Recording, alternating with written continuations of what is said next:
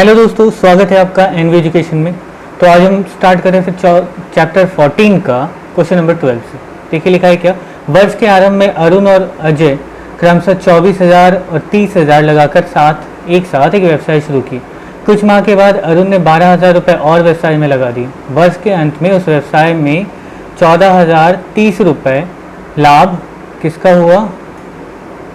अच्छा, एवं अरुण को 7,130 रुपये लाभांश। तो अरुण ने कितने महीने के बाद पैसे लगाए? ओके, तो वर्ष के अंत में टोटल जो व्यवसाय में प्रॉफिट है वो ये है और अरुण को 7,130 रुपये मिले। ठीक। अच्छा, इस सवाल में आपको एक चीज़ जानना है, ध्यान से सुनिएगा, ध्यान से एकदम। क्या है कि जो लाभ का अनुपात होता है, ठीक है, जो लाभ का अनुपात है ये बराबर होता है मूलधन के अनुपात के।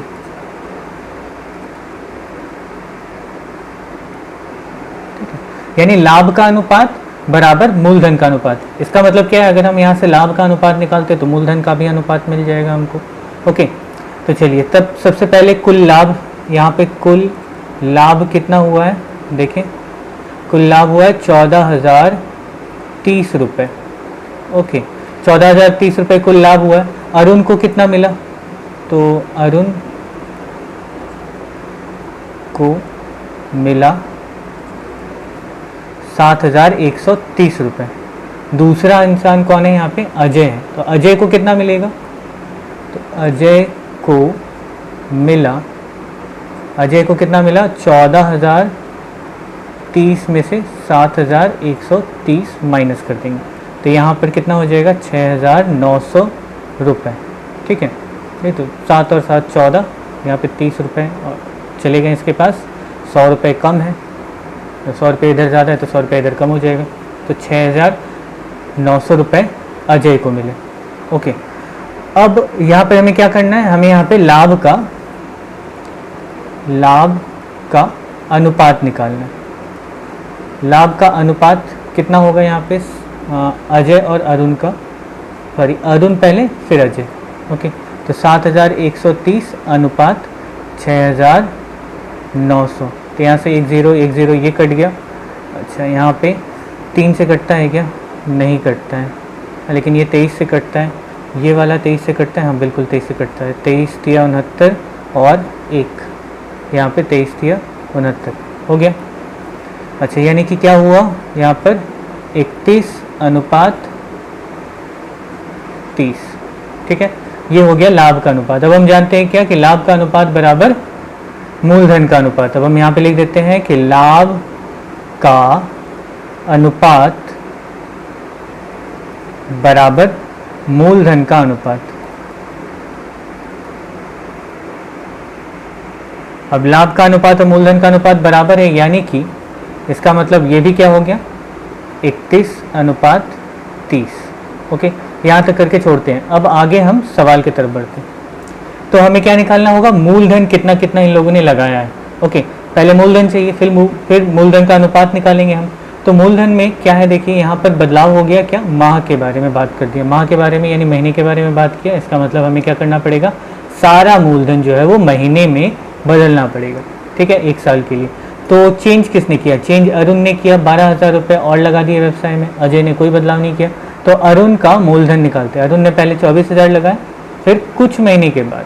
ओके, तो अब यहाँ पे हम शुरू करते हैं। यहाँ पे तो अरुण का मूलधन कितना है? 24,000 रुपये। ठीक है, तो कुछ माह के बाद, तो माना X माह के बाद अरुण ने कितने लगाए? और 12,000 रुपये व्यवसाय में लगाए। 12,000 रुपये और व्यवसाय में लगाया।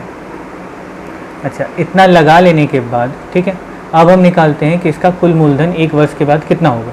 ठीक, तो 1 वर्ष के बाद अरुण का कुल मूलधन।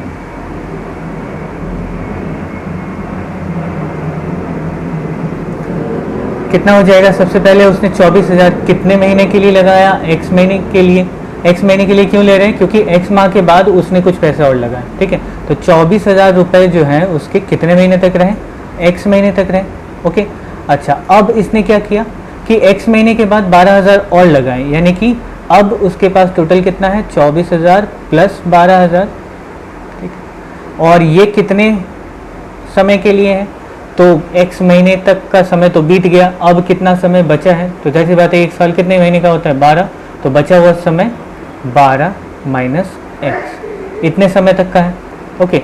अब इसको कर लेते हैं थोड़ा सा सॉल्व। तो यहाँ पे क्या हो जाएगा? ये 24,000 x और यहाँ पे इसको जोड़ दो तो ये हो गया 36,000 गुना 12 माइनस x, यानी 24,000 x प्लस 12 से गुना किए तो 12 छक 72, बाकी 7, 12 तिया 36 और 7 43 पे 3 0, ठीक है। और उसके बाद माइनस 36,000 x, ओके। अब यहाँ पे हो जाएगा माइनस इसको, तो 432000 और ये माइनस 12 दूनी 24, 12 तिया 36, यानी कि 12,000 x, इतने रुपए जो है एक साल के बाद अरुण के मूलधन के रूप में जमा है। अब बचा कौन? अजय का मूलधन। अब अजय का मूलधन, अजय का मूलधन कितना है? टोटल 30,000 रुपये। ध्यान रखिएगा यहाँ पे टोटल 30,000 रुपये मूलधन है, एक इसमें कोई चेंज नहीं हुआ। इसका मतलब क्या है? इसका मतलब ये नहीं कि हम मूलधन टोटल 30,000 ही ले लेंगे। हमने क्या किया? अरुण का महीने में चेंज किया, हर महीने का मूलधन करके निकाल करके हमने इसको सॉल्व करके यहाँ तक किया है। तो हमें अजय के साथ नाइंसाफ़ी नहीं करनी है, इसको भी हम क्या करेंगे? महीने के हिसाब से करेंगे, यानी कि इसके 30,000 रुपये कितने महीने तक रहे? कुल 12 महीने तक रहे, यानी कि 12 तिया 36, 1 2 3 4, इतने रुपए इसके एक साल के अंत का मूलधन है, ओके। अब हम करेंगे मूलधन का अनुपात। तो दोनों के मूलधनों का अनुपात, तो दोनों के मूलधनों का अनुपात, यानी सबसे पहले अरुण है 432000 माइनस 12,000 x अनुपात 3,60,000, ठीक है। अच्छा, ये मूलधन का अनुपात हो गया, ये एक अनुपात मूलधन का है और ऊपर हमने एक और मूलधन का अनुपात निकाला, ये, ठीक है। अब ये दोनों मूलधन के अनुपात हैं, इसका मतलब क्या है? हमारे हिसाब से दोनों के दोनों बराबर होने चाहिए। तो लिख देते हैं अब अकॉर्डिंग टू प्रॉब्लम क्या है कि 432123 माइनस 12,000 x बटा 3,60,000 बराबर 31/30। अब ध्यान रखना है कि हमने यहाँ पे अनुपात कैसा लिखा था? ऊपर पहले, यानी कि जो 31:30 लिखा, ये वाला किसके लिए था? अरुण का था। तो वैसे ही हमने यहाँ पर भी ये जो पहला वाला टर्म है, ये जो पहला वाला हिस्सा है वो अरुण का है, तो पहले रखा।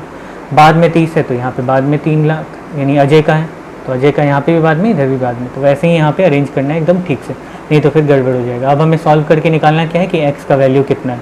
उतने ही महीने के बाद जो है अरुण ने पैसे 12,000 रुपये लगाए। तो अब करते हैं क्या? क्रॉस मल्टीप्लाई, छोड़ो मल्टीप्लाई करने का, अभी बाद में देखते हैं। तो ये हो गया 432123 माइनस 12,000 x, और यहाँ से लेके चले जाते हैं इसको कि 31 गुना 3 6 1 2 3 4 डिवाइडेड बाय 30। तो ये 0 और 0 कट गया, 3 से यहाँ पे काट देते हैं, तो ये हो गया 12 1 2 3, ओके। अब यहाँ पे 432123 और माइनस 1 2 ये हो गया इक्वल टू, इसको मल्टीप्लाई करना है तो 12 एकम 12 और 12 तिया 36 और 1 37, 1 2 3 0, ओके। चलिए अब करते हैं क्या? अब हम इसको इस तरफ और इसको छोड़ देते हैं यहाँ पे, तो 12 माइनस 12,000 x इक्वल टू 372 1 2 3 और यहाँ पे माइनस 432 1 2 3, ओके। तो यानी यहाँ से क्या हो गया? माइनस 12,000 x बराबर यहाँ पे माइनस करते हैं तो 1 2 3 माइनस करो इसको तो ये एक और 0, तो यहाँ पे 13, 7 और 6 13, बस इतना ही हो गया। ठीक है, और यहाँ पे क्या आएगा साइन माइनस का, क्योंकि ये बड़ा है, माइनस का नंबर जो है वो बड़ा है। तो यहाँ से इधर से माइनस कट गया, इधर से माइनस कट गया, दोनों हो गए प्लस, यानी x बराबर क्या हो गया यहाँ पे 60,000 बटा 12,000। तो यहाँ से 3 0 और 3 0 कट गए, 12 25 60, यानी कि x बराबर हो गया 5। यानी आंसर क्या हो गया कि अरुण ने 5 माह के बाद 12,000 रुपये व्यवसाय में लगाया। खत्म काम एकदम। ठीक है, ओके, चलिए करते हैं अब अगला सवाल। अब करते हैं 13 नंबर सवाल। देखिए 13 नंबर क्वेश्चन क्या लिखा हुआ है। कुमार टोली के 3 मिट्टी कारोबारी एक समवाय बैंक से 1 लाख रुपए उधार लेकर मिट्टी की मूर्ति बनाने का व्यवसाय शुरू किया। उन्होंने यह तय किया कि 28,100 रुपये बैंक की किस्त दे देने के बाद बाकी बचे लाभ के आधे हिस्से को अपने कार्य के दिनों में और कार्य के दिनों के अनुसार तथा शेष भाग को समान रूप से बांट लेंगे। उन्होंने क्रमशः 300 दिन, 275 दिन और 350 दिन काम की और वर्ष के अंत में कुल 1,39,100 रुपये लाभ प्राप्त हुआ। तो किसको कितना मिलेगा ये पता करना है। तो सबसे पहली चीज़ यहाँ पे देखना है क्या कि 28,100 रुपये जो है ना, उन्होंने क्या किया, बैंक को किस्त दे दिया, उसके बाद जो लाभ का करना था उसका किया। तो सबसे पहले हम क्या करेंगे, ये जो लाभ है इसमें से 28,100 रुपये माइनस कर देंगे। ठीक है, तो कुल लाभ इनका क्या हुआ 1,39,100 रुपये। ठीक है, बैंक की किस्त कितनी है, तो बैंक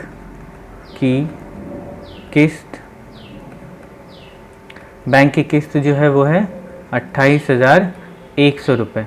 तो अब शेष बचा हुआ लाभ कितना बचा, तो शेष लाभ अभी बचा है 1,39,100 माइनस 28,100, यानी यहाँ से 1,11,000 रुपये इनको बचा है। ठीक है, 100 0 0 0 कट गया, हो गया। ठीक है, इतने रुपए यानी कि 1,11,000 रुपये उनको अभी उनके पास है, जिसको वो बांटेंगे। अब इस 1,11,000 रुपये के उन्होंने 2 हिस्से किए। 2 हिस्से यानी कि क्या, आधा हिस्सा उन्होंने अपने कार्य के दिन के अनुसार और आधा हिस्सा बराबर बांटा। तो इसके 2 हिस्से करते हैं। तो 1,11,000 रुपये को के आधे भाग को तीनों ने समान रूप से बांटा।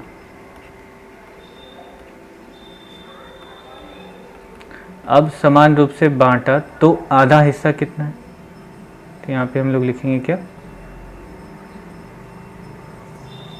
सबसे पहले आधा भाग,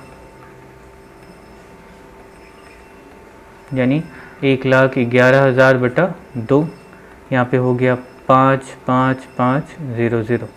ठीक है, यानी 55,500 रुपये। ठीक है, इतने रुपए बचे हैं। अब इसको क्या किया उन लोगों ने, बराबर बराबर बांटा। तो 55,500 रुपये तीनों ने बराबर बांटा। अच्छा, बराबर बांटने के बाद तो फिर प्रत्येक को कितना मिला, प्रत्येक को मिला कितना मिलेगा, तो 5,5,5,0,0 बाई 3। 3 से काटते हैं, 3 एकम 3, 2 और 4, 3 8 24 और 3 5 15, यानी कि हर एक को अभी के लिए तो 18,500 रुपये मिल रहे। ओके, कितने में से, तो इतने में से। अच्छा, शेष आधा बचा हुआ हिस्सा कितना बचेगा, वो इतना ही बचेगा। तो शेष आधा भाग, तो शेष आधा भाग कितना है, वही है 55,500 रुपये। अब इसको उन्होंने क्या किया, इसको उन्होंने अपने कार्य के दिनों के हिसाब से बांटा। तो कार्य के दिनों के हिसाब से अगर बांटने जाएंगे तो हमें क्या करना पड़ेगा, कार्य के दिनों का अनुपात निकालना होगा, क्योंकि यही उनका एफर्ट था। उन्होंने इतने ही दिन काम किए, तो वही उनका मूलधन मान लीजिए, अगर मान सकते तो मूलधन, और उसी का हम अनुपात निकालेंगे। यानी कि अब यहाँ पे क्या करेंगे, कार्य के दिनों का अनुपात, कार्य के दिनों का अनुपात, कितना कितना काम किया, एक ने तो 300 दिन अनुपात 275 दिन अनुपात 350 दिन, ठीक है। तो 25 से काट देते हैं यहाँ पे, तो 25 से कम 25, 50, 25 दूनी 50, ये कट गया। 25 से काटते हैं यहाँ पे, 25 से कम 25, 25 से कम 25, 25 से यहाँ पे काटते हैं तो 25 से कम 25 और यहाँ पे बचा 100, 25 चौक 100, ठीक है। यानी कि अनुपात क्या हो गया, 12 अनुपात 11 अनुपात 14, ठीक। 3 व्यापारी 3 लोग हैं, तो पहले व्यक्ति को कितना मिला, तो पहले व्यक्ति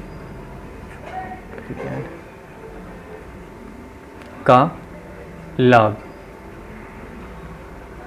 कितना है, टोटल 12, कितने में से, अच्छा यहाँ पे एक और चीज़ कर लेते हैं हम लोग, करते हैं ना अनुपातिक योग, अनुपातिक योग कितना होगा, 12 + 11 + 14, आसान हो जाता है इससे, 4 1 5 और 2 7 और यहाँ पे 3, ठीक है, यानी 37। और इसको कितने में से निकालना है हमको, 5 5 5 0 0, इतने में से निकालना है। अच्छा अब इसको डिवाइड करना होगा हम लोगों को, तो 37 एक बार में चला जाएगा, 37 एक बार में जाएगा तो कितना बचेगा यहाँ पे 3 और उधर 15 3 18, 185, तो 5 7 35, 5 15 हो जाएगा, तो 5 से हो जाएगा, यानी कि 1500 यहाँ पे चला गया। तो बचा कितना, 15 दूनी 30, 15 कम 15 और 3 18, पहले को मिला 18,000 रुपये। अच्छा दूसरा व्यक्ति, अच्छा यहीं पे हम निकाल लेते हैं पहले व्यक्ति का कुल लाभ अगर निकाल लिए तो, क्योंकि ये भी तो मिला है इसको, आधे हिस्से में तो इतना भी तो मिला है इसको, है ना।